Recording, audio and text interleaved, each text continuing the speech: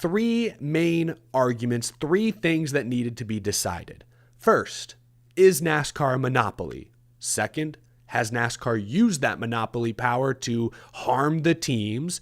And then thirdly, there was NASCAR's countersuit against the teams where they alleged that the teams illegally conspired against them. Michael Jordan is taking NASCAR to court, and things just got really ugly.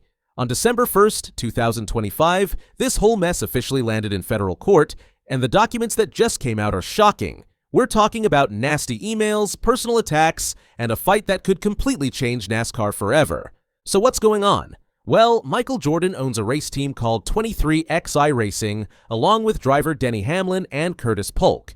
There's another team called Front Row Motorsports in this fight too. They won the Daytona 500 back in 2021, so they're not some small operation. Both teams are saying NASCAR is running the sport like a monopoly, which means they have all the power and don't give teams a fair shot. This started back in late 2024 when NASCAR wanted all the teams to sign new agreements called charters. Think of charters like a special ticket that guarantees your team can race in all 38 Cup Series races each year.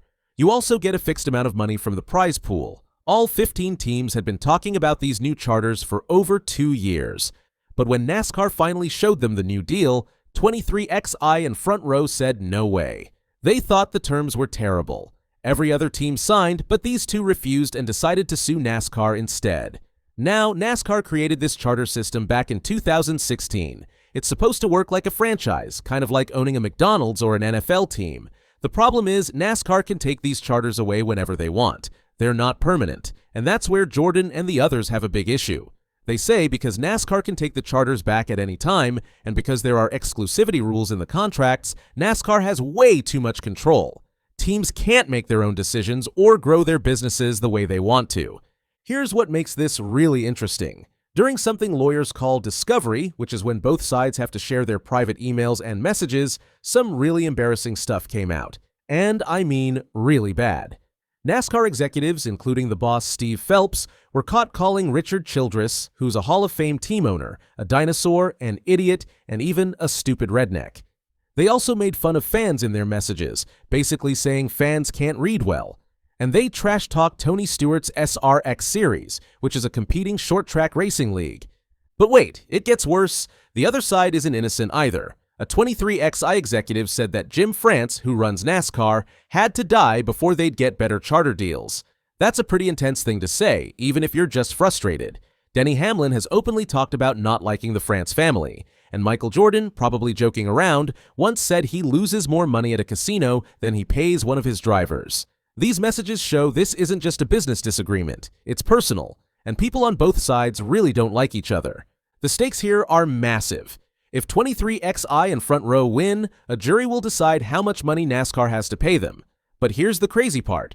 Judge Kenneth Bell, who's handling the case, can triple whatever amount the jury picks under federal antitrust laws. Even more important than money, Judge Bell could order NASCAR to completely change how they do business. He could force the France family to sell NASCAR.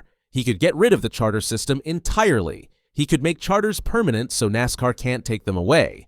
Or he could open up racetracks so they can host races from other racing series, not just NASCAR. NASCAR says they haven't broken any laws and that everything they're doing is normal business stuff. They point out that the 2025 charter deals actually pay teams more money than before. They also mention that even though 23XI and Front Row didn't sign the new charters, they've still raced in every single race this season as what's called open teams. Sure, it costs them more money and they make less, but they're still racing. NASCAR also says charter values have gone way up. One charter reportedly sold for $45 million. Plus, NASCAR made a new TV deal that increased revenue by 62%. From NASCAR's view, the sport is doing great, not struggling under monopoly control. But legal experts are saying 23XI and Front Row actually have a strong case. One really important ruling already happened before the trial even started. The judge confirmed that premier stock car racing is its own separate market. What that means is NASCAR is basically the only option if you want to race at the top level. There's no real competition. This helps the plaintiff's argument a lot. The teams also won a temporary order that let them keep racing under the old charter rules, though that got overturned later.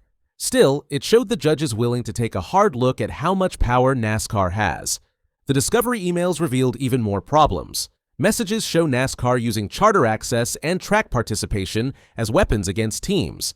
If a team complains or doesn't do what NASCAR wants, NASCAR can threaten to take away their charter or not let them race at certain tracks. On top of that, NASCAR forces teams to only buy car parts from suppliers NASCAR approves, and the new next-gen cars are really expensive to run. 23XI and Front Row say all of this is designed to keep new teams from joining and competing. There's also something called exclusivity clauses with the racetracks. Basically, NASCAR has deals with tracks that say those tracks can't host races from any other racing series. If this is true, it could be a serious violation of antitrust laws because it blocks competition and stops new ideas from happening. And some of the biggest names in racing are getting dragged into this too. NASCAR wants legends like Rick Hendrick and Roger Penske to testify in court. Both of them have tried hard to avoid it. They filed legal motions to not have to give depositions, and they only agreed to answer some questions if they absolutely have to. They did write statements supporting NASCAR's charter system, which shows that the teams who didn't sue are standing with NASCAR. But even those teams admitted the 2025 charter deal isn't perfect and doesn't give them everything they wanted. NASCAR made an interesting move by asking the judge to not let some of the plaintiffs attend the trial. They probably don't want Michael Jordan and Denny Hamlin sitting there in the courtroom where the jury can see them. Jordan is a North Carolina icon. He used to own the Charlotte Hornets basketball team. Having him there could definitely influence the jury. By the time the trial was about to start, Judge Bell hadn't decided whether to allow that or not. Denny Hamlin fired off a statement right before the trial that really captured how he feels. He said, "Our fans have been brainwashed with NASCAR's talking points for decades. Lies are over starting Monday morning. It's time for the truth. It's time for change." That tells you everything about why they're fighting. They're frustrated, they want NASCAR to be honest, and they want to change how the sport is run. This legal battle is going to take a long time, though. Legal expert Michael McCann and journalist Bob Pockras both agree this won't be over quickly. Even after Judge Bell makes his decision, whoever loses will almost certainly appeal to the Fourth Circuit Court of Appeals. After that, the losing side could take it all the way to the Supreme Court. McCann thinks the whole process could take 2 years or more, and that's not even counting extra delays from appeals. What do 23XI and Front Row actually want? Yes, they want money, but they want bigger changes too. They want permanent charters that NASCAR can't take away.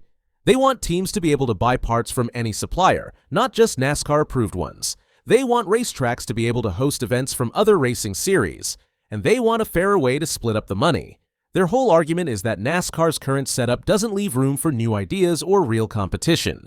If NASCAR wins big, the current system stays in place and might even get stronger. The France family would have more control than ever. NASCAR would also probably redistribute the 6 charters that 23XI and Front Row have. NASCAR says outside investors, including private equity companies, are very interested in buying them. This case is about way more than just which teams get to race. It's about how NASCAR works from top to bottom.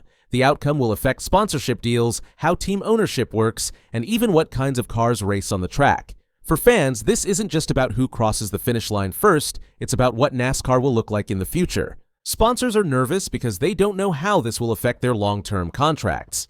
Track owners, especially ones who might want to partner with other racing series, are paying close attention to see if those exclusivity rules get thrown out. Young drivers and new teams see this as a moment that will determine whether they even have a future in the sport. One thing is absolutely certain. This legal race is happening right now, and it's moving fast.